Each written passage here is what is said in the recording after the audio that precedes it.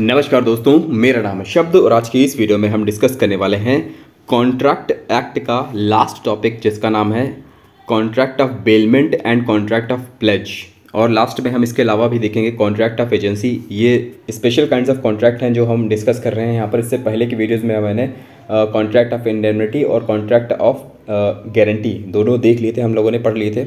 और उससे पहले के दो वीडियोज़ में हमने बेसिक्स ऑफ कॉन्ट्रैक्ट देखा था। जैसा कि आप जानते हैं, यहाँ पर हम लीगल एस्पेक्ट्स ऑफ बिजनेस की यूनिट्स कवर कर रहे हैं for UPSC assistant professor commerce के लिए और एनटीए यूजीसी नेट कॉमर्स के लिए। तो आप सभी वीडियोस को चेकआउट कर सकते हो। मैंने प्लेलिस्ट बना दी है, अलग अलग से प्लेलिस्ट बहुत सारी बना दी हैं, जिनमें आपको यूनिट वाइज वो प्लेलिस्ट हैं, जैसे बिजनेस एनवायरनमेंट की, एचआरएम की, बैंकिंग की और मार्केटिंग मैनेजमेंट की और मैनेजमेंट की यूनिट है। ठीक है, आप सभी यूनिट्स को चेकआउट कर सकते हो। तो चलिए स्टार्ट करते हैं बिना किसी देरी के। तो सबसे पहले थोड़ा सा बैकग्राउंड यहाँ पर हम ले चुके हैं और कॉन्ट्रैक्ट ऑफ बेलमेंट क्या होता है वो समझते हैं। कॉन्ट्रैक्ट ऑफ बेलमेंट की जो डेफिनेशन है वो according to section 148 of the Indian contract act 1872, a bailment is a delivery of goods by one person to another for some purpose upon a contract that they shall when the purpose is accomplished be returned or otherwise disposed of according to the directions of the person delivering them. Simple मतलब यहाँ पर ये समझिए, baler और बेली के बीच का contract है। Baler वो पर्सन होता है जो जिसने गुड्स डिलीवर करी हैं, डिलीवर का मतलब है किसी को दी हैं, ठीक। और बेली वो पर्सन है जिसने गुड्स रिसीव करी हैं, जिसके पास गुड्स रखी गई हैं, ठीक। तो यहाँ पर ऐसा कुछ नहीं कि कुछ सिर्फ यहाँ पर मूवेबल गुड्स को दिया जा रहा है और लिया जा रहा है, बस ये हो रहा है। और इसके पीछे का रीज़न बहुत सारे हो सकते हैं। हो सकता है दोनों के फ़ायदे हों उस गुड्स को लेने देने में, जैसे कि आप दोस्तों से चीज़ें उधार लेते रहते हो, चीज़ें देते रहते हो एक दूसरे को, तो वही उस जैसा ही एक कॉन्ट्रैक्ट है। यहाँ पर गुड्स की बात होती है। और जैसे लास्ट के प्रीवियस जो वीडियो में हमने देखा था, जो स्पेशल काइंड्स ऑफ कॉन्ट्रैक्ट थे इंडेमनिटी और गारंटी का, उसमें होता था कि हम पैसे का लेन देन करते थे। यहाँ पर पैसे का लेन देन नहीं हो रहा है, यहाँ पर पैसा बाद में आएगा, पहले गुड्स की बातें होंगी, चाहे बेलमेंट में हो चाहे वो प्लेज में हो, ठीक है। तो यहाँ पर बेलमेंट का सिंपल मतलब ये है कि दो लोग आपस में चीज़ों का आदान प्रदान कर रहे हैं, एक चीज़ दूसरे के पास जा रही है और हो सकता है इस प्रोसेस में दोनों का फ़ायदा हो सकता है सिर्फ एक का फ़ायदा हो, किसी एक का फ़ायदा हो, तो ये चीज़ हो सकती है। तो यहाँ पर बेसिक मतलब ये है कि डिलीवरी ऑफ गुड्स होना चाहिए, ठीक। यानी कि दो पर्सन है, बेलर और बेली। सिंपल मतलब है बेलर जो गुड्स दे रहा है, delivers the good, and the belly जिसके पास गुड्स जा रहे हैं, वो हो गया बेली, ठीक है। Delivered the goods, whom the delivered, ठीक, ये हो गया। तो यहाँ पर एक चीज़ है कि दो लोगों के बीच में गुड्स की डिलीवरी हो रही हो और जब काम हो जाए, मतलब कि जब पर्पस पूरा हो जाए, जब जो मकसद था जो गुड्स देने और लेने का, वो जब पूरा हो जाएगा तो गुड्स वापस चले जाएंगे जिसने दिया था और जिसने ये जो है पूरा कॉन्ट्रैक्ट पूरा हो जाएगा इससे। तो यही मतलब है यहाँ पर। तो सिंपल मतलब यही है। और अब इसमें हम टाइप्स देख लेते हैं कि बेलमेंट किस तरह का होता है। इसके जो मैंने अभी आपको समझाया वो आप क्लियर हो जाएगा। तो रिवॉर्ड के हिसाब से तो रिवॉर्ड यहाँ पर दो तरह के बेलमेंट बताई गई हैं। एक है ग्रेचुइटस बेलमेंट। इसमें क्या होता है कि जो कंसिडरेशन है, कंसिडरेशन का मतलब आपको उम्मीद करता हूँ क्लियर हो गया, बहुत पहले मैंने बताया था। कंसिडरेशन का मतलब होता है बदले में कुछ मिल रहा है या नहीं मिल रहा है। तो यहाँ पर होता है कि कंसिडरेशन नहीं होता है। ग्रेचुइटस बेलमेंट में कोई कंसिडरेशन नहीं होता है। एक इंसान ने दूसरे इंसान को चीज़ दी है यूज़ करने के लिए, उसका इस्तेमाल करो और फिर वापस कर देना। तो इसमें कोई, जैसे कि आप दोस्तों को देते हो, पेन देते हो, आपको बदले में कुछ मिलता है, नहीं मिलता है ना, तो वो आपका ग्रेचुइटस बेलमेंट हो जाता है। और नॉन ग्रेचुइटस बेलमेंट वो होता है जहाँ पर आपको कुछ बदले में मिलता है। जैसे कि मान लीजिए आपने अपने बाइक दी है और आपको उस पर रेंट मिल रहा है, तो ये आपका ग्रेचुइटस नॉन ग्रेचुइटस हो जाएगा। जहाँ पर आपको कुछ मिलता है कंसिडरेशन, उसको बोलते हैं नॉन ग्रेचुइटस। आपको जहाँ पर कोई कंसिडरेशन नहीं मिलता उसको बोलते हैं ग्रेचुइटस, ठीक है। तो उम्मीद करता हूँ क्लियर। इसके बाद में क्या होता है, बेनिफिट के हिसाब से हम यहाँ पर तीन बेसिस बताए गए हैं। बेनिफिट के हिसाब से, बेसिस के हिसाब से तीन कैटेगरी हैं यहाँ पर। एक्सक्लूसिव बेनिफिट ऑफ बेलर, जिसने गुड्स रखी हैं या दी हैं किसी को, उसका फ़ायदा क्या हो रहा है। जैसे कि मैंने एग्जांपल बताया कि आपने अपना डॉगी या कुत्ता किसी को दे दिया, भैया इसका ख्याल रखना, तो आपका फ़ायदा है कि आपकी जो कुत्ता है या फिर अपनी कोई चीज़ भी हो सकती है, उसकी देखभाल हो रही है जब तक आप बाहर हो, ठीक। और एक्सक्लूसिव बेनिफिट अब यहाँ पर क्या हो रहा है, बेली की जिसने गुड्स रखे हैं उसका क्या फ़ायदा हो रहा है। जैसे मान लीजिए आपने कोई ऐसी चीज़ का यूज़ हो रहा है और आपको उस चीज़ का फ़ायदा मिल रहा है। जैसे मान लीजिए आप पेन देते हो, तो आपका फ़ायदा थोड़ी है, उसका फ़ायदा जिसको आपने पेन दिया था, तो उसका फ़ायदा है। म्यूचुअल बेनिफिट जिसमें दोनों का फ़ायदा होता है। कई बार होता है कि आपने कोई चीज़ करी है और आप दोनों का फ़ायदा हो रहा है इसमें, ठीक है, उसका भी यूज़ हो रहा है और आपका भी कोई चीज़ है आपको वो सिक्योर हो रही है, ठीक है। तो दोनों का फ़ायदा जहाँ पर होता है उसको बोलते हैं mutual benefit of bailor and bailee. तो ये है, कंसिडरेशन के हिसाब से दो हैं और बेनिफिट के हिसाब से तीन टाइप्स बताए गए हैं बेलमेंट के। इसके बाद में हम बात करते हैं ड्यूटीज़ ऑफ बेलमेंट। ये बहुत इंपॉर्टेंट होता है, इसको थोड़ा सा समझना पड़ेगा आपको, बहुत टिपिकल हो जाता है कई बार।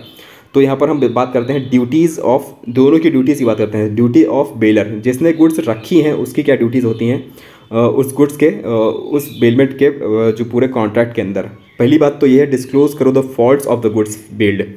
अगर मान लीजिए कोई जो आप गुड्स बेल कर रहे हो यानी कि किसी को दे रहे हो, उसमें अगर कोई डिफ़ॉल्ट है या फिर कोई ख़राबी है तो आप उस खराबी को, उस डिफ़ॉल्ट को बताओ कि हाँ इसमें ये दिक्कत है और इस तरह से इसकी सुरक्षा की जाएगी। तो ये ज़रूरी आपको बताना हो जाएगा, क्योंकि अगर आप नहीं बताओगे और आपका गुड्स का नुकसान आपके ना बताने की वजह से हुआ तो आपको कोई कंपनसेशन नहीं मिलेगा। ठीक, उसके बाद है repay necessary expenses all expenses और एक्स्ट्रा ऑर्डिनरी एक्सपेंसेस। पहली बात तो ये है कि अगर आप अपनी गुड्स को दे रहे हो किसी को और उस पर कोई एक्स्ट्रा ऑर्डिनरी एक्सपेंसेस आ जाता है, मान लीजिए कि आपने गाय दी है और गाय की डिलीवरी हो गई, ठीक, तो डिलीवरी हो जाएगी तो डिलीवरी कराने का पूरा खर्चा आपको देना पड़ेगा और जो बछड़ा वछड़ा होगा वो भी आपका हो जाएगा, तो ये भी अभी आएगा इसमें। ठीक, तो ये भी है एक तरह का, यहाँ पर सारे एक्सपेंसेस आप बियर करेंगे अगर आपका ही बेनिफिट था उसमें। ये अगर ये नॉन कंसिडरेशन के ऊपर था यानी कि ग्रेचुइटस आपका जो बेलमेंट था वो है, तो आपको सारा खर्चा उठाना पड़ेगा। अगर आप नॉन ग्रेचुइटस नहीं है, मतलब ग्रेचुइटस नहीं है, नॉन ग्रेचुइटस जिसमें दोनों का फ़ायदा हो रहा था या फिर अगले का फ़ायदा हो रहा था, तब भी आपको एक्स्ट्रा ऑर्डिनरी एक्सपेंसेस चुकाने पड़ेंगे। तो ये चीज़ ध्यान रखिएगा। ठीक है, जो ओनर होगा वही सबसे ज़्यादा खर्चा उठाएगा। ठीक, इसके बाद में टू इंडेमनीफाई द बेली, भाई मैंने बताया कि अगर नुकसान हुआ तो आपको नुकसान की भरपाई करनी पड़ेगी। To receive back the goods, आपको जो गुड्स बैक जो है आपको वापस लेना पड़ेगा जब टाइम पूरा हो जाएगा या फिर आपका कॉन्ट्रैक्ट खत्म हो जाएगा। The responsibility of any loss due to the defect in title, मान लीजिए डिफेक्ट था टाइटल के अंदर। टाइटल का डिफेक्ट का मतलब होता है कि आपने अपनी चीज़ नहीं किसी और की चीज़ दे दी, आपके पास टाइटल नहीं था उस गुड्स का, तो अगर कोई डिफेक्ट होगा तो आपको रिस्पॉन्सिबिलिटी बनती है पूरी, ठीक है, ना कि बेली की। तो ये चीज़ है, बेलर के बहुत सारे ड्यूटीज़ मैंने बता दी। इसके बाद होता है ड्यूटीज़ ऑफ बेली, जिसको गुड्स मिले थे उसकी ड्यूटीज़ क्या क्या हैं। सबसे बड़ा तो वही है, आपको टेक केयर रखना पड़ेगा, गुड्स को आराम से संभाल के रखना पड़ेगा। सेक्शन 51 52 में डिटेल में बताया गया है। ठीक है, अगर not to make unauthorised use, इसका कोई अनऑथराइज्ड यूज़ नहीं करना है। मान लीजिए कोई चीज़ है आपको दी गई है किसी और काम के लिए, आप उस पर कुछ और काम कर रहे हो, अनऑथराइज्ड यूज़ कर रहे हो, तो आपकी ये जिम्मेदारी बनती है। नॉट टू मिक्स गुड्स, अगर आपके पास कोई, जैसे मान लीजिए आपको कोई भी चीज़ दी है और आपके पास भी उन चीज़ों का भंडार है, तो आप मिक्स नहीं कर सकते हो। जो उसने दी है वही उसकी आपको वापस करनी पड़ेगी, सेम चीज़। ठीक है, और to return the goods build, ये तो है, ये लास्ट में जो जब काम पूरा होता है तो सेक्शन 160 के तहत आपको चीज़ें लौटानी पड़ेंगी और यह चीज़ लौटानी पड़ेगी। टू रिटर्न द इंक्रीज और प्रॉफिट ऑफ द गुड्स, जो मैंने बताया आपको, जैसे मान लीजिए आपको गाय मिली थी और गाय का इस बेलमेंट के दौरान कोई बछड़ा होता है, तो आपको वो जो इंक्रीमेंट है या जो प्रॉफिट है वो आपको वापस करना पड़ेगा, यानी कि गाय और बछड़ा दोनों वापस करना पड़ेगा आपको। ये सेक्शन 163 के अंदर लिखा है, ये यही उसका राइट भी है और यही ड्यूटी आपकी है।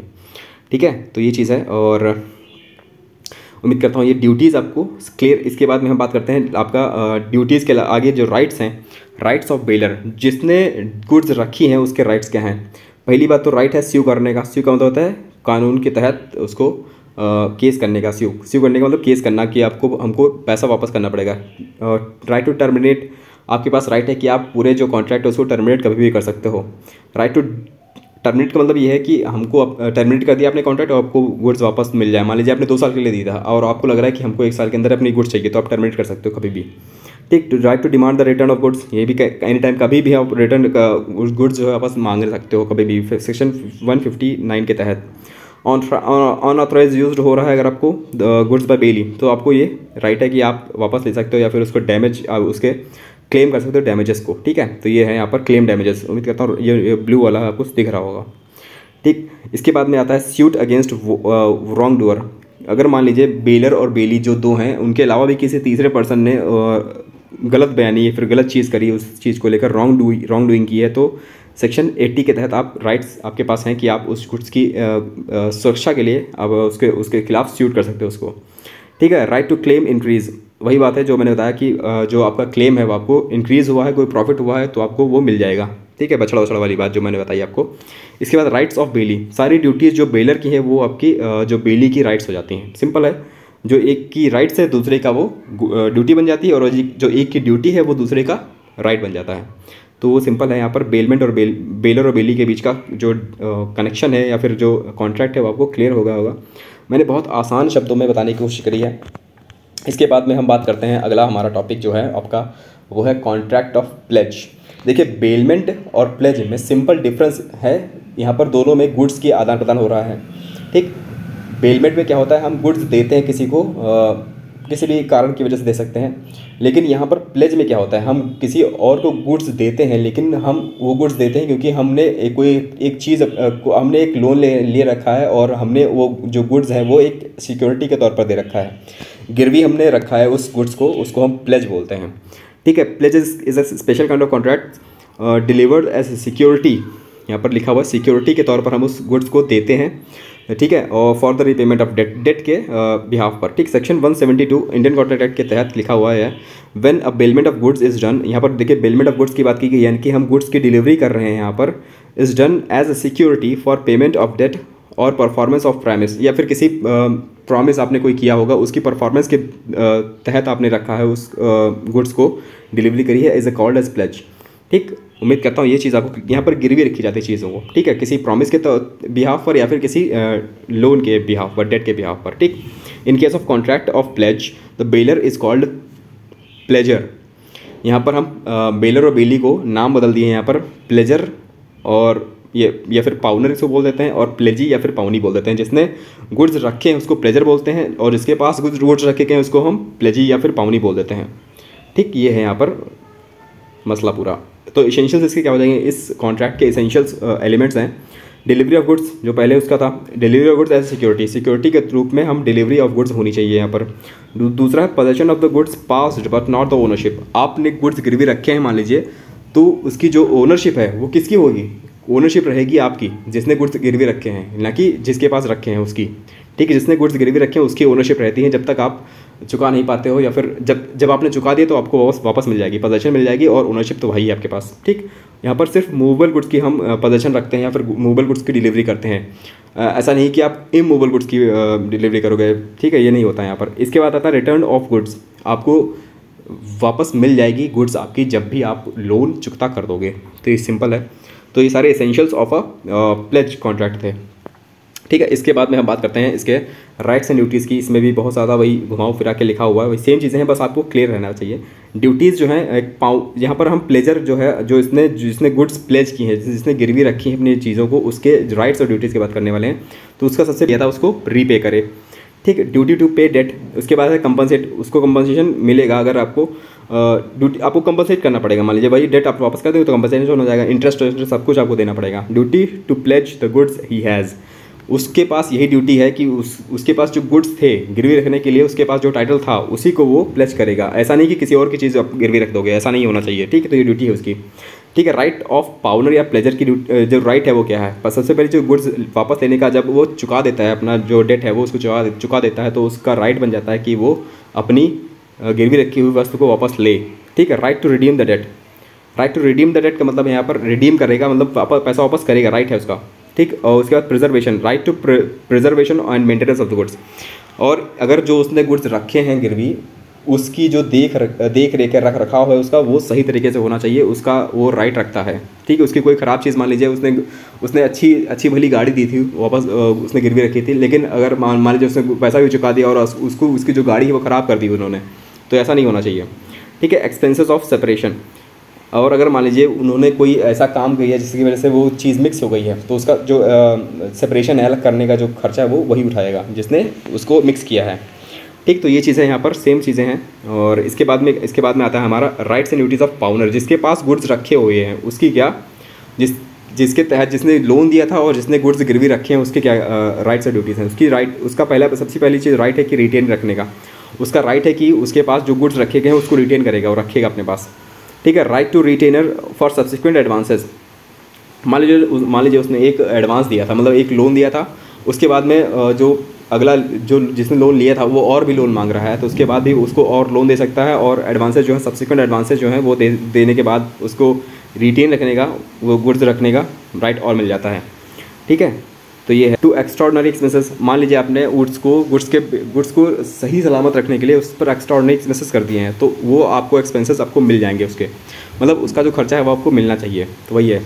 Right in case of default pawnor, जो ये सबसे ज़्यादा इंपॉर्टेंट आपका राइट है किसका, जिसके पास गुड्स गिरवी रखे हुए हैं, उसका सबसे बड़ा राइट होता है कि जब जो गिरवी रखने वाला व्यक्ति है उसने उस लोन नहीं चुकाया है, तो उस समय उसके पास कौन कौन से राइट्स होते हैं। He can file a suit against the against him for debt, उसके लिए सूट कर सकता है, मतलब उसको कानून तक खींच सकता है या फिर कोर्ट तक खींच सकता है।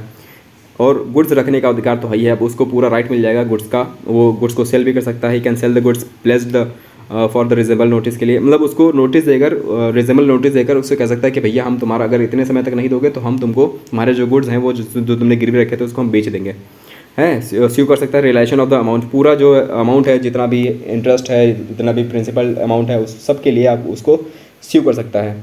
फिर लास्ट में हमारा right against the true owner, मान लीजिए जो गिरवी रखे हुए उसके पास जो गिरवी रखी वस्तु थी वो उसकी नहीं थी जिसने गिरवी रखी थी, तो जो ट्रू ओनर है उसके अगेंस्ट भी उसके पास बहुत सारे राइट्स होते हैं। सेक्शन 178 के तहत दिए गए हैं कि भैया हमारे साथ धोखा हुआ है, तो ऐसा नहीं कि तो हम मिलकर उस इंसान को स्यू कर सकते हैं जिसने ऐसा किया है, ठीक है। तो ऐसा इन लोगों के पास में, इन दोनों के पास में राइट्स हो जाते हैं, ठीक है।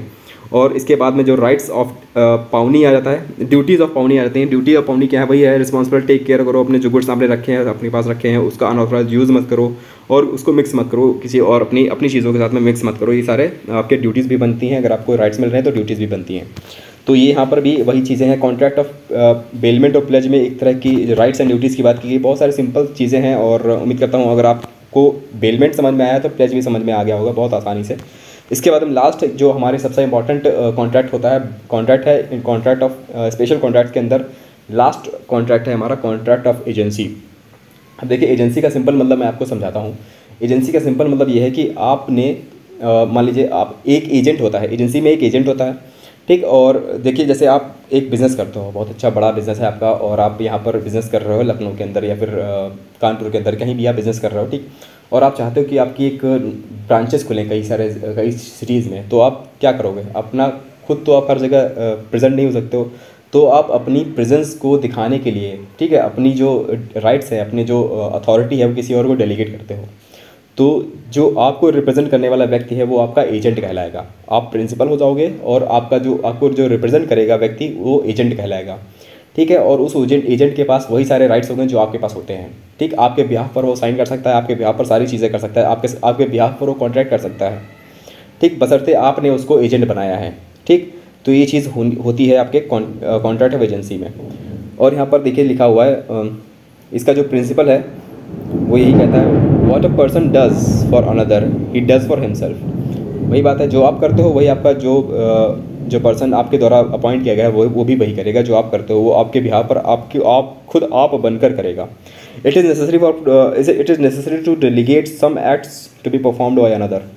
वही बात है, सेक्शन 182 के तहत दिया गया an agent is a person employed to do any act for another to represent another in dealing with the third person. मतलब थर्ड पर्सन के साथ में जो डीलिंग होगी उसमें जो रिप्रेजेंट आपको कर रहा होगा वो आपका एजेंट कहलाएगा। यानी कि एक प्रिंसिपल होगा, एक एजेंट होगा और एक थर्ड पार्टी जो भी है जिसके साथ में पूरे सारे कॉन्ट्रैक्ट वगैरह जो रिलेशन बन रही है वो उसके तहत की जाएगी, ठीक है। According to section 183 any person who is the age of majority sound mind and the employed as an agent. वही बात है, जो इंसान 18 साल से ऊपर का है और साउंड माइंड का है यानी कि उसकी दिमागी हालत ठीक है, वो एक एजेंट बन सकता है। According to section 184 of the act as between the principal and third person any person may becomes an agent. वही बात है, सिंपल है। अब यहाँ पर मोड्स जो हैं एजेंसी के मोड्स, यानी कि कब एक पर्सन किस तरह से एजेंट बनता है उसकी जो कहानी है वो बहुत इंपॉर्टेंट है। इसमें 4 तरह के टाइप्स बताए गए, 4 तरह से मोड है, चार मोड्स हैं। पहला है आपका एक्सप्रेस अथॉरिटी, जहाँ पर आप अपना एजेंट खुद बोलकर या फिर रिटन में कहकर कि भैया हमारी ये एजेंट है, इनको आप एक्सप्रेस करते हो अपनी एजेंसी को, ठीक है। अथॉरिटी जो है यहाँ पर एक्सप्रेस अथॉरिटी के तहत आती है सेक्शन 186 में। आप बोल कर कहते हो या फिर आप लिखकर बता देते हो कि भैया हमारा ये एजेंट है, ठीक है। तो वो आपकी एक्सप्रेस अथॉरिटी हो जाती है, एक्सप्रेस अथॉरिटी एक्सप्रेस एजेंसी बन जाती है। इम्प्लाइड अथॉरिटी होती है जहाँ पर आप बोल कर नहीं कहते हो लेकिन आप मना भी नहीं करते हो। जैसे सबसे इंपॉर्टेंट यहाँ पर बहुत सारे एग्जांपल्स हैं। सेक्शन 187 में एक्सप्रेस इम्प्लाइड अथॉरिटी बताई गई है। यहाँ पर सबसे पहला है, यहाँ पर 3 तरह के यहाँ पर एक्सप्रेस अथॉरिटीज़ हैं। एजेंसी बाय स्टॉपल सेक्शन 237 के तहत बताई गई, इसका ध्यान से सुनिएगा, बहुत ही ज़्यादा इंपॉर्टेंट है। एजेंसी बाय स्टॉपल का मतलब ये है कि आपके सामने कोई आपका एजेंट कहने के मान लीजिए आपके सामने ही कोई इंसान क्लेम कर रहा है कि आपका एजेंट है और आप उस समय चुप रह जाते हो, आप शांत रह जाते हो, तो माना जाएगा कि आपने अपनी जो अथॉरिटी डेलीगेट की है या फिर आपका एजेंट है वो आपने माना है उसको, ठीक है। तो ये चीज़ है। स्टॉपल, आपने स्टॉप नहीं किया उस इंसान को जो या फिर क्लेम कर रहा था कि आपका एजेंट है, ठीक, ये हो गया। Agency by holding out, holding out का भी सेम मतलब है, आपने यहाँ पर मना नहीं किया और आपने कई बार उसको एजेंट बनने का मौका दिया है, ठीक। तो आपने होल्ड कर रहे हो, उसको लंबे समय तक होल्ड कर रहे हो कि हाँ एक बार बन गया फिर दूसरी बार बन गया। जैसे मान लीजिए आपको कोई नौकर है, ठीक है, और वो आपके बिहाफ पर कोई चीज़ परचेज़ करने जाता है आपकी दुकान से पड़ोस में, मान लीजिए, ये तो कई बार होता है, आप देखते हो गए चीज़ें, ठीक है। और आपने उस इंसान को मतलब उसने जो उधार लिया था और आपने चुका दिया जाके दुकानदार को, ठीक। तो दुकानदार मानेगा कि हाँ इसका नौकर था और इसने जो मतलब इसके बिहाफ पर आया था, वो एजेंट था उसका, ठीक। और मान लीजिए आपने नौकरी से निकाल दिया उस नौकर को और आपने उस दुकानदार को नहीं बताया कि मैंने उस नौकरी से निकाल दिया है, और उस नौकरी से निकालने जाने के बाद भी वो इंसान जो नौकर था आपका पहले, उसने फिर से दुकान से परचेज़ करी उधार आपके नाम पे और उसने दे भी दिया होगा क्योंकि उसको थोड़ी पता है कि आपने उस नौकर को निकाल दिया है। तो ये जो है एजेंसी बाय होल्डिंग आउट हो जाता है। यहाँ पर क्या होता है, एक बार जो इंसान एजेंट बन जाता है आपको, तो उस जो थर्ड पार्टी उसकी नज़रों में रहता है, अगर जब तक आप उसको रोकोगे नहीं भैया हमारा ये इस एजेंट के साथ में रिश्ता खत्म हो चुका है, तो ये चीज़ होती है। और एजेंसी बाय नेसेसिटी होती है। यहाँ पर क्या होता है कि आपको नेसेसिटी आपकी होती है, ज़रूरत होती है कि आपको इस तरह का एजेंट रखना पड़ेगा। जैसे कि आपका बेटा है, आपकी वाइफ है, आपके एजेंट हैं, ये बाय बर्थ आपके एजेंट हो जाते हैं, ठीक है। तो वहाँ पर आप एजेंसी जो होती है आपकी नेसेसिटी के तहत बन जाती है। इसके बाद में एजेंसी बाय रेटिफिकेशन, आप उस एजेंसी को रेटिफाई करते हो, किस तरह से रिटर्न में बोलकर बाद में करते हो। वैसे मान लीजिए ऐसा हो गया, फिर आपने उस कहा कि हाँ भैया ये हमारा एजेंट था पहले, ठीक है, रेटिफिकेशन से आपने एजेंसी बनाई है। इसके बाद में लास्ट है आपका agency bye operation of law. इसमें क्या होता है, मान लीजिए आपने पार्टनरशिप एक्ट किया है, पार्टनरशिप में एक्ट में आप 5-6 लोग पार्टनर्स बन जाते हो, तो आप दोनों मतलब आप 5-6 जितने भी लोग हैं उसमें वो एजेंसी जो है आपकी ऑपरेशन ऑफ लॉ के तहत बन गई है और आप सभी एक दूसरे के एजेंट कहलाते हो, ठीक है। आप में से जो भी एक इंसान कोई एक्ट करेगा, काम करेगा, वो सबके बिहाफ पर करेगा।